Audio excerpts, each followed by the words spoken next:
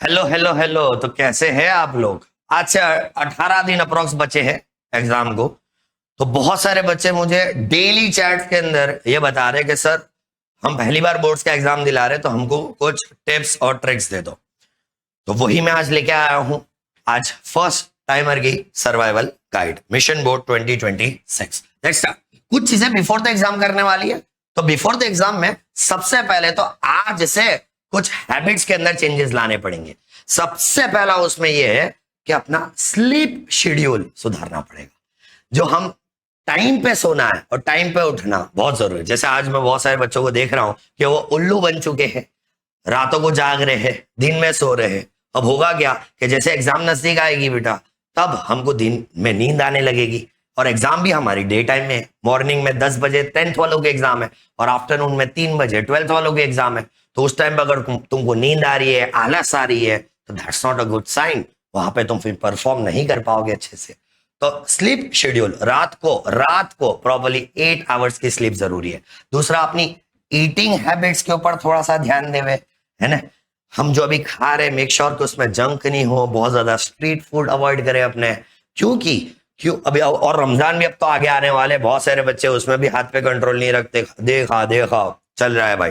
होगा ये कि अल्लाह बचाए भाई, कोई भी एंड पे अगर ये आ गया अपना कि एंड पे जाके हम बीमार हो गए, तो वो चीज किसी के लिए भी सुटेबल या फॉर्चुनेट नहीं होगी बेटा। तो हमको अननेसेसरी यानी बिन बिन बिन फोकट की जो जंक फूड खा रहे होते हैं वो अवॉइड करना है बिल्कुल भी। सिर्फ अच्छा खाना खाओ, होममेड फूड खाओ, दैट इज गुड।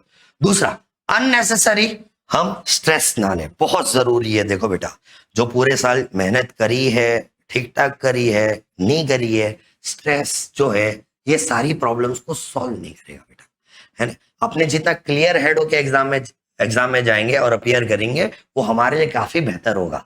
स्ट्रेस चीजों को पॉजिटिवली कभी अफेक्ट करता ही नहीं है, वो हमेशा नेगेटिवली अफेक्ट करता है। तो स्ट्रेस होके भी कोई मतलब नहीं है बेटा। तो अपना बिल्कुल बिल्कुल यहां से स्ट्रेस को रिलीज कर दे कि भाई ये टाइम वेस्ट एक्टिविटी है, स्ट्रेस लेना उसको छोड़े। अभी मैं आगे कुछ और टिप्स देने वाला हूं कि अब करना क्या है सर, वो काम भी बता रहा हूं, बट अभी स्ट्रेस बिल्कुल छोड़ दे। अभी वो टाइम ही नहीं, अभी वो दिन ही है कि तुम स्ट्रेस लो। तो ये हैबिट्स में कुछ चेंजेस लेके आने तुम्हारे को। अगला, पेपर प्रैक्टिस। अगेन 18 दिन बचे, अभी भी बहुत सारे बच्चे भाई बुक लेके बैठे, किताब साइड पे रखो, सिर्फ पेपर लिखो। लास्ट वीडियो में मैंने ये बात बताई थी कि जितने ज्यादा हो सके, बहुत सारे मेरे बच्चे दिन के 5 पेपर लिख रहे। तुम 5 नहीं लिख पा रहे हो, 3 लिखो, बट उसको सही से एनालाइज करो। एनालाइज करने का मतलब ये है कि क्या मुझे नहीं आ रहा भाई, उसी टाइम पे मैं क्लियर करूं। देखो, अब छोटे छोटे जो इंप्रूवमेंट्स होंगे तुम्हारे अंदर, वो छोटे छोटे इंप्रूवमेंट्स एक मेजर चेंज में तब्दील होंगे, है ना। वही काम लगेगा इन दी एंड रिजल्ट के अंदर। ये 18 दिन अभी भी गिव अप नहीं करना है। पेपर प्रैक्टिस बहुत जरूरी है, उसको एनालाइज करके इंप्रूवमेंट लाना बहुत जरूरी है। हर पेपर दर पेपर अपने इंप्रूव होते चले जाए। नेक्स्ट, और क्या कर रहे हैं सर बिफोर द एग्जाम? भाई बहुत सारे भाई अभी बच्चे क्या है ना, आएंगे तुम्हारे पास, बहुत सारे ऐसे आएंगे तुम्हारे पास। ये मेरी ट्यूशन क्लासेस में से इंपॉर्टेंस दी है, ये मैंने कुछ पेपर प्रिडिक्ट करके दिया है, कुछ तुमने वीडियो देख लिया यूट्यूब पे, कुछ तुमने भाई कोई अगर इंपॉर्टेंस तुमको दे रहा तो उसको पिंच ऑफ सॉल्ट की तरह, मतलब क्या इसका, उसको बस उतनी ही इंपॉर्टेंस दो कि ये चलो मैंने एडिशनली पढ़ लिया। ये बहुत कोई रेप्यूटेड ट्यूशन क्लास वाला दे रहा है, कोई बहुत बड़ा स्कूल का टीचर तुमको इंपॉर्टेंस लाके दे रहा है, उसको कर लो, बट उसको ओवर रिलाई मत करो। ओवर रिलाई का मतलब क्या हो गया कि मैं उस पर इतना रिलाई करके गया हूं कि बस मैं इतना पढ़ के जा रहा हूं, मैं पास हो रहा हूं। अगर तुम को कोई आगे ये बता रहा है कि इतना पढ़ के जा पास हो रहा है, वो गलत है बेटा, है ना। वो हो ही नहीं सकता, है ना। वो वो अपने लाइफ के साथ अभी प्रोबेबिलिटी से नहीं खेल सकते। अभी पूरे साल पढ़ा है, रिवीजन भी प्रॉपर होना चाहिए अपना। जैसे पेपर प्रैक्टिस में रिवीजन हो ही रहा है, कोई पर्टिकुलर कंटेंट के ऊपर में कोई ने दिया है कुछ पर्टिकुलर क्वेश्चंस, मेरे को मैं उस पर ओवर रिलाई करके जाऊंगा तो मैं डिसअपॉइंट होऊंगा और वहां पे परफॉर्मेंस बुरा होगा, मैं फेल होने की नौबत भी आ सकती है उसके अंदर। तो ओवर रिलाई नहीं करे, उसको इंपॉर्टेंस की तरह लेवे कि हाँ चलो मैं एक्स्ट्रा ये भी पढ़ लेता हूँ, कोई उसमें इश्यू वाली बात नहीं है। कोई पेपर प्रिडिक्शन कर रहा है तो again neglect that. Paper prediction के ऊपर चलता है तो बेटा हो चुका होता ना, फिर तुम भी थोड़ा सोच लो ना कि बंदा क्यों फेल हो रहा होता बोर्ड्स के अंदर। तो फिर फेल रेट इस हिसाब से 0 होना चाहिए, है ना। अब आते हैं अपने एक और चीज है बिफोर द एग्जाम बताने वाली, बहुत जोरदार, कि भाई हम सब चीज सामग्री समेट लें। जैसे हॉल टिकट अभी तुमको स्कूल में से दी नहीं है, बट अब देंगे, अब अप्रोक्स ये वीक के अंदर मोस्ट प्रोबेबली दे देंगे सबको हॉल टिकट। तो जो हॉल टिकट मिलेगी उसकी मैं 2 जेरोक्स करवा लूं। अच्छा, बहुत बार बच्चे गलती कर रहे होते हैं कि मैं हॉल टिकट को लेमिनेट करवा लेते हैं। नहीं बेटा, हॉल टिकट लेमिनेट नहीं होती, उसका कवर आता है, उसको कवर में रख लिया करो। उसको लेमिनेट करवा लोगे तो बेटा उस पर लिखने की होता है, जैसे जो सुपरवाइजर होता है उसकी साइन आ रही है उसके ऊपर, तो कैसे करेगा साइन? वो लेमिनेट हो जाएगा तो बेटा, है ना।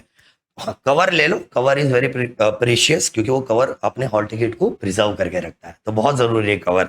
और उसकी 2 जेरोक्स करवा लो, जैसे मैंने बताया, एक अपनी बैग में रख दो हॉल टिकट की जेरोक्स, और एक अपने घर पे रख दो। तो इन केस कुछ होता है ऊपर नीचे, तो हॉल टिकट की जेरोक्स एटलीस्ट अपने पास होनी चाहिए।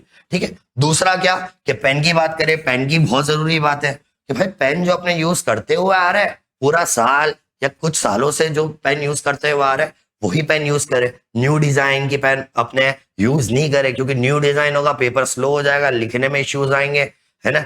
और न्यू पेन भी लेके नहीं जा रहे अपने। न्यू पेन क्यों लेके नहीं जा रहे बेटा अपने? क्योंकि न्यू पेन बेटा फ्रिक्शन क्रिएट करती है विद द पेपर, है ना।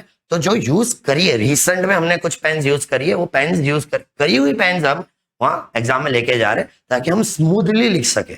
अच्छा, एक और बात, सिर्फ ब्लू पेन लेके जाए, no red marking, no black marking, सिर्फ ब्लू पेन पे रिलाई करें। अगर तुमको ब्लैक इफेक्ट देनी है तो अगर प्रेजेंटेशन के अंदर मैं आगे ये बता रहा हूं कि अपने पेंसिल से उसके ऊपर ब्लैक इफेक्ट दे सकते हैं, तो सिर्फ ब्लू पेन लेके जाए और यूज्ड पेन लेके जाए, थोड़ी बहुत हल्की फुल्की यूज की हुई वैसी पेन लेके जाए।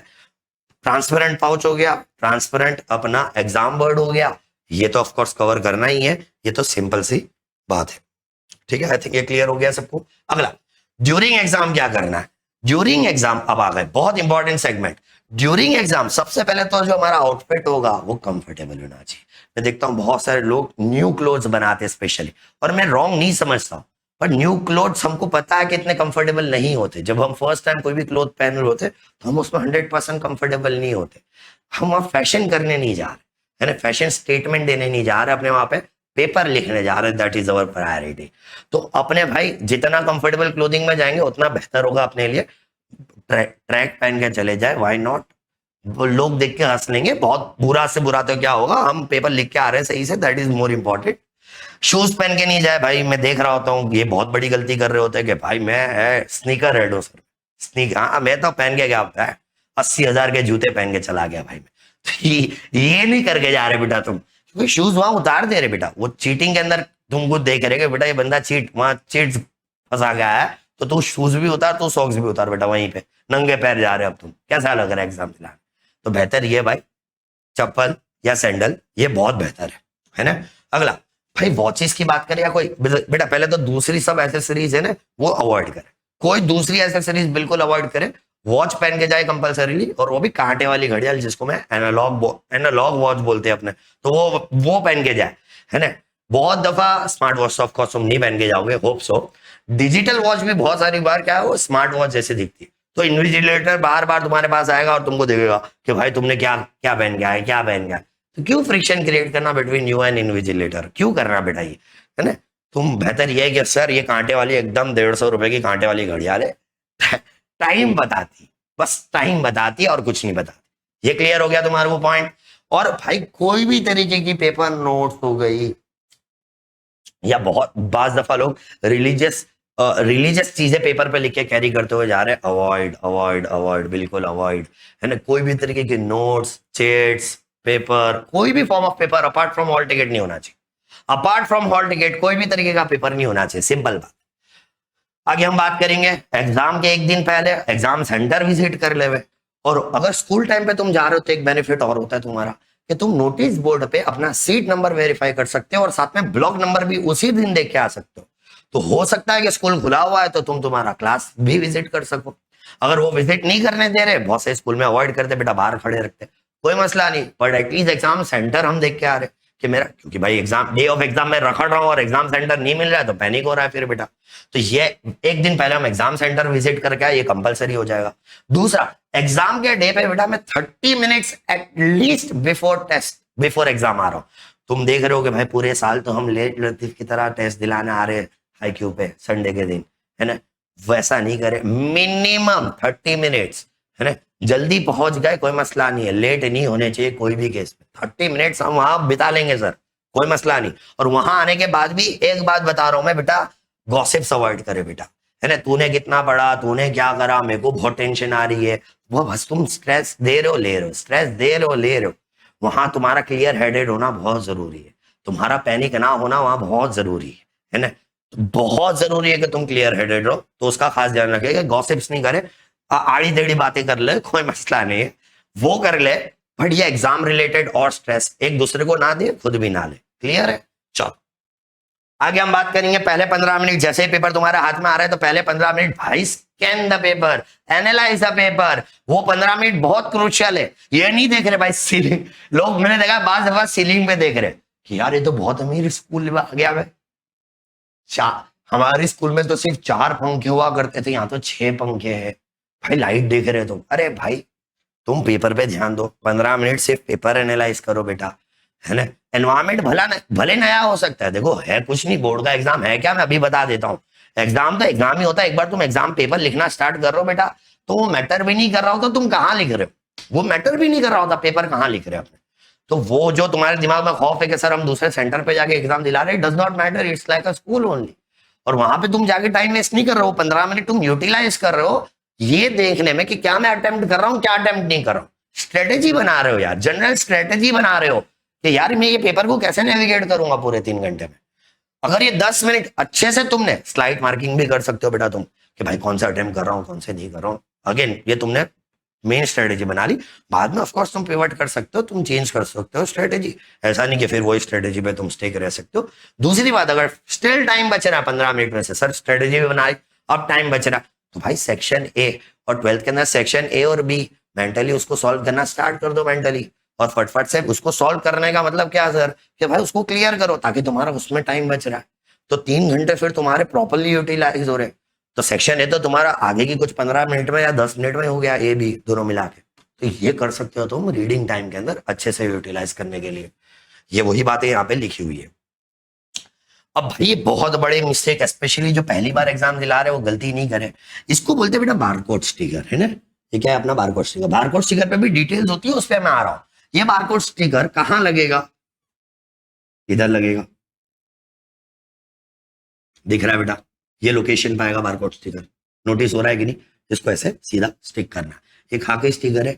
यहां पे डिटेल्स फिल करने के बाद ये जो तुम बॉक्स देख पा रहे हो, या मैं अगेन प्रॉपर बड़ा बॉक्स बनाता हूं, ये जो बॉक्स देख पा रहे हो इस पे एक ब्राउन स्टिकर यानी खाकी स्टिकर सीधा आएगा, एरो ऊपर की तरफ ही आएगा बेटा। मतलब ये बतख जो है, बतख मैंने देखा है बाज दफा लोग उल्टी चिपका रहे होते बतख, अरे भाई सीधी बतख होनी चाहिए। ये देखो एरो भी दिया है, ये arrow should face upwards. Okay, now केंद्र number is the centre number, वो हॉल टिकट पे लिखा हुआ था। यहाँ पे अपनी सिग्नेचर होगी बेटा, स्टूडेंट की सिग्नेचर यहाँ आएगी, और यहाँ पे अपनी सुपरवाइजर की सिग्नेचर और वो डेट लिखेगा वो यहाँ आएगा। सुपरवाइजर की सिग्नेचर यहाँ आ रही है, स्टूडेंट की यहाँ आएगी।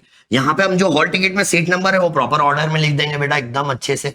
6 डिजिट का होता है, आगे बी या जी होता है, जो भी होता है अल्फाबेट होता है, आगे 6 डिजिट का हॉल टिकट नंबर होता है, सीट नंबर होता है। अब यहाँ पे वर्ड्स में लिखना है, तो भाई लैक्स और थाउजेंड्स वाली लैंग्वेज में नहीं होता।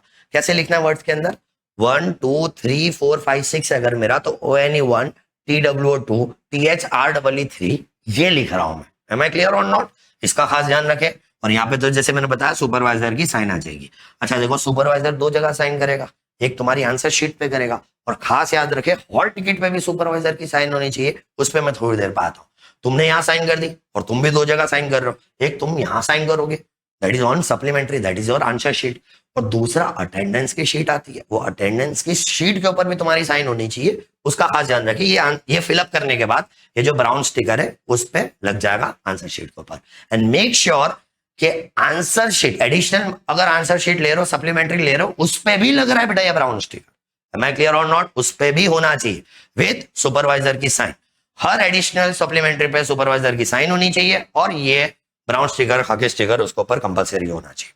अब यहाँ पे भी कुछ डिटेल्स है। विषय मतलब तुम्हारा सब्जेक्ट, तो मैंने यहाँ सब्जेक्ट लिख दिया भाई, फॉर एग्जांपल भाई सब्जेक्ट है, मैं बात कर रहा हूँ इंग्लिश, दैट्स इंग्लिश सब्जेक्ट है, तो यहां मैंने इंग्लिश लिख दिया, और उसका कोड है लेट्स से 01। देखो कोड यहां पे भी होता है, if you see to it, ये जो बारकोड स्टिकर होता है इसके ऊपर भी तुम्हारा जैसे सब्जेक्ट नंबर और कोड, सब्जेक्ट नेम और कोड नंबर भी दिया होता, और हॉल टिकट पे भी होगा, वो भी देख ले। क्वेश्चन पेपर में भी कोड नंबर होता है, वेरियस जगह पे होता है, टेंशन नहीं लेना। अगेन आज की डेट भाई, आज जो डेट हो, लेट्स से अपने 26/2/26 है तो प्रॉपरली डेट लिख दी अपनों ने ये, और जवाबनी भाषा, दैट इज कौन सी लैंग्वेज में तुम आंसर लिख रहे हो बेटा। अब मैथ्स के अंदर मैथ्स नहीं लिखना है बेटा, मैथमेटिक्स एक लैंग्वेज नहीं है, लैंग्वेज कौन सी लैंग्वेज में तुम आंसर लिख रहे हो। तो भाई मोस्टली अगर इंग्लिश मीडियम का बच्चा है तो सारे एग्जाम में इंग्लिश में ही लिख रहा है, तो सब में इंग्लिश ही आएगा। भले इकोनॉमिक्स के एग्जाम दिला रहा है, एसएस के एग्जाम दिला रहा है, आएगा इंग्लिश में, क्योंकि लैंग्वेज तो इंग्लिश है। मैथ्स लिख रहा है तो मैथ्स में भी तो लैंग्वेज तो इंग्लिश ही यूज कर रहे हैं अपने, सिवाय गुजराती, हिंदी, संस्कृत, अरेबिक के। In any of these language वहां पे लैंग्वेज चेंज हो जाएगी। एम आई क्लियर और नॉट? बाकी सब यही रहेगा। I think that is fair enough, तुमको समझ आ गया होगा कि क्या करना है एग्जैक्टली। और ये एग्जैक्टली हम वही लाए आंसर बुक जो अपनी गुजरात गवर्नमेंट की है। ठीक है, अब आगे बात करेंगे भाई प्रेजेंटेशन।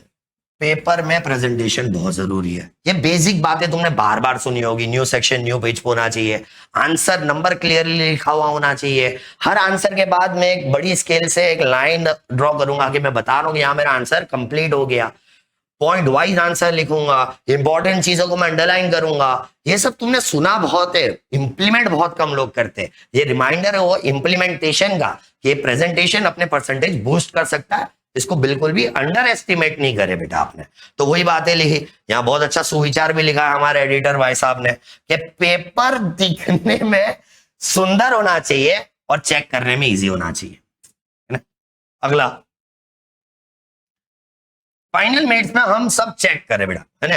फाइनल मिनट्स में होप से अपना एग्जाम कंप्लीट हो चुका, लिख सब चुका हूं मैं, तो मैं चेक कर रहा हूं कि प्रॉपरली भाई मैंने सब सप्लीमेंट्री थ्रेड से टाई करी है कि नहीं, प्रॉपरली निकल तो नहीं जाएगी इजीली, है ना। ज्यादा नोट्स बांध दो भाई क्या, ताकि इजीली निकल नहीं जाए। और तुमको मैं एक चीज बता दूं, यहाँ पे भी आता है बेटा एक चीज में कि तुमने फाइनली लेट से कि तुमने 3 एडिशनल सप्लीमेंट्री लिए, तो 1 + 3 = 4 लास्ट में लिख देंगे अपने यहाँ पे। पहले से तो पता थोड़ी चलेगा बेटा कि कितनी लिख रहे, लास्ट में लिख देंगे अपने यहाँ पे कि अपने टोटल सप्लीमेंट्री कितनी हुई, ताकि बाद में इजी रहेगा। तो ये थ्रेड से प्रॉपरली बांध दिया। हर एक चीज पे भाई डिटेल्स चेक कर लेनी कि कहीं गलती से कोई गलत डिटेल, बाज दफा भाई कोई क्वेश्चन मिस नहीं हो गया, पेपर भी प्रॉपरली एनालाइज लास्ट में कर लेना। तो लास्ट मिनट में थोड़ी ये चीजों का भी फॉलो करे कि पेपर प्रॉपरली चेक कर लिया कि कुछ बाकी नहीं रह गया बेटा, टाई प्रॉपरली कर लिया हमने आंसर शीट्स को, है ना। और जो मैंने एडिशनल शीट्स लिए वो आगे हमने मेंशन कर दी, वो क्लियर हो गया बेटा। अभी भी 18 दिन बचे हैं, स्टिल अभी भी किसी को जरूरत है। रोज रात को 9 बजे लाइव आ रहा हूं, इसी चैनल के ऊपर लाइव आ रहा हूं। हार नहीं माननी है till the last day of the exam बेटा, नहीं कहीं जाना है। अभी भी लग के मेहनत करो, अभी भी जैसे बताया हुआ है वैसे एनालाइज करके पेपर लिख रहे हो तुम, तुम्हारे मार्क्स अभी भी इंप्रूव हो रहे बेटा। लास्ट डे तक अपॉर्चुनिटी है मार्क्स को इंप्रूव करने की, बिल्कुल हार नहीं माननी है। 9 बजे लाइव आता हूं, किसी को अगर जरूरी है पहुंचे लाइव, 100% देके फायदा होगा। वो एज अ वीडियो भी हो रही होती है, बाद में देखना है वो भी मैटर नहीं करता, बाद में देख लो, बट डाउट्स क्लियर कर लो, है ना। बिल्कुल हार नहीं मानो, लास्ट डे तक let us fight together. Thank you.